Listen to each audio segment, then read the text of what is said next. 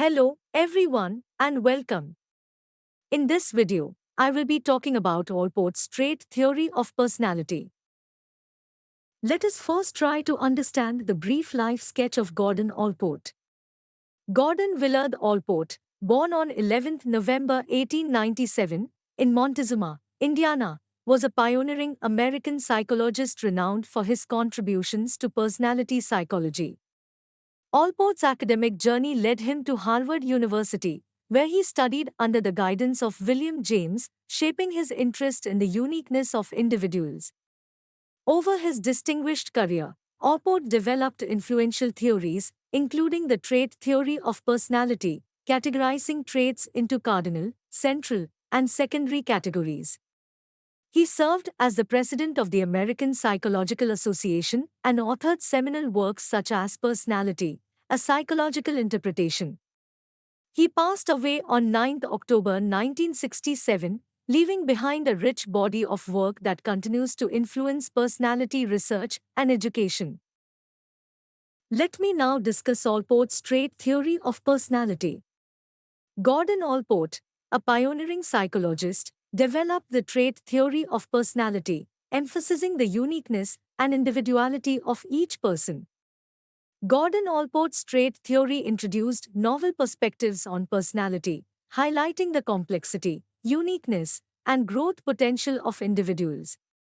By categorizing traits into cardinal, central, and secondary types and emphasizing the proprium, Allport provided a nuanced understanding of the multifaceted nature of human personality.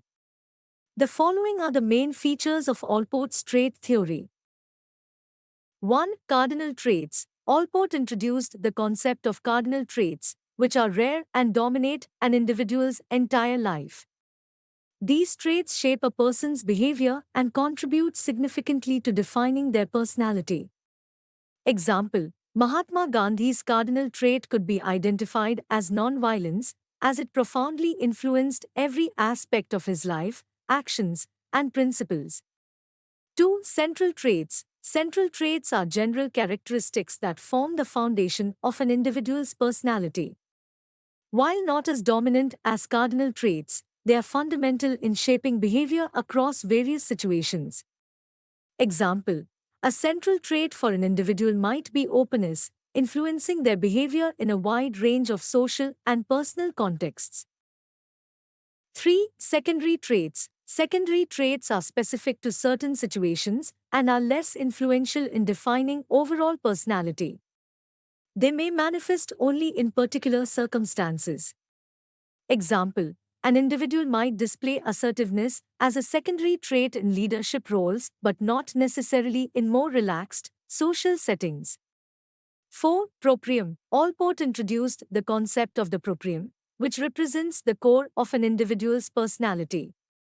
It includes self-awareness, self-esteem, and a sense of identity, acting as the organizer and regulator of behavior.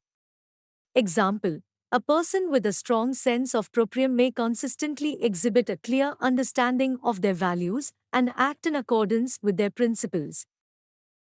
5. Individual uniqueness. Allport emphasized the uniqueness of each individual, rejecting the idea of reducing personality to a set of traits applicable universally.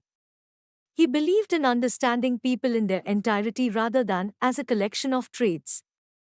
Example: even though two individuals may share central traits like friendliness, their unique combination of traits and personal history contributes to their distinct personalities. 6. Functional autonomy. Allport proposed the concept of functional autonomy, suggesting that adult motives are not necessarily tied to their early experiences. Behavior can become independent of its origins, allowing individuals to pursue goals for intrinsic reasons.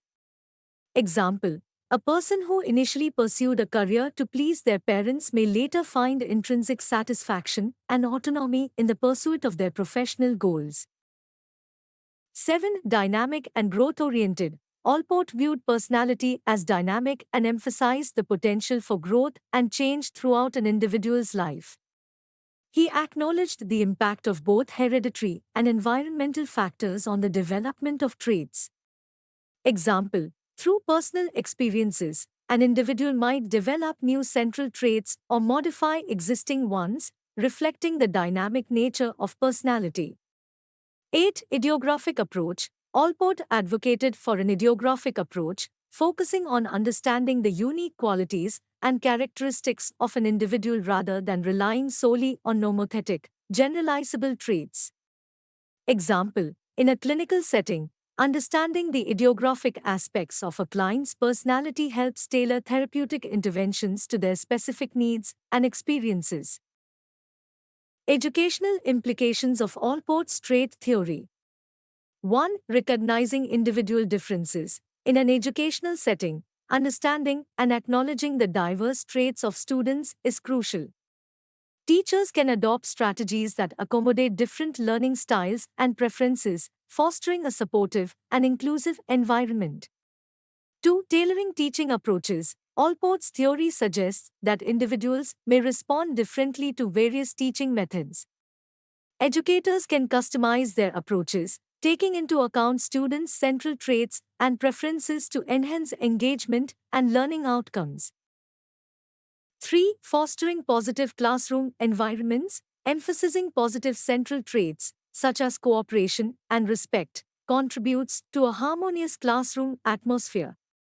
Teachers can cultivate these traits through activities that promote collaboration and mutual understanding among students. 4. Addressing individual needs. Recognizing and addressing students' secondary traits that may influence their behavior in specific situations is essential. Educators can provide support and guidance tailored to individual needs, promoting a positive learning experience. 5. Promoting self-reflection. Allport's concept of proprium encourages educators to encourage self-reflection and self-awareness in students. This can be achieved through activities that prompt introspection, helping students understand their values, strengths, and areas for growth. Examples of Allport's trait theory in education. 1. Leadership development. Identifying and nurturing cardinal traits related to leadership in students. Providing opportunities for them to take on leadership roles fosters the development of these dominant traits. 2. Group dynamics. Understanding central traits that contribute to positive group dynamics, such as communication and cooperation. Teachers can structure group activities to enhance these traits and create a collaborative learning environment. 3. Counseling and guidance. Recognizing secondary traits that may influence students' responses to stress or challenges. School counselors can address these traits through targeted interventions, providing support tailored to individual needs. 4. Individualized learning plans. Designing educational plans that consider students' central traits, preferences, and learning styles. This personalized approach enhances engagement and supports each student's unique learning journey. In summary, Allport's trait theory of personality provides valuable insights for educators to understand and respond to individual differences in the classroom. By recognizing cardinal, central, and secondary traits, educators can tailor their approaches, create positive learning environments, and promote the holistic development of each student. Thank you, everyone.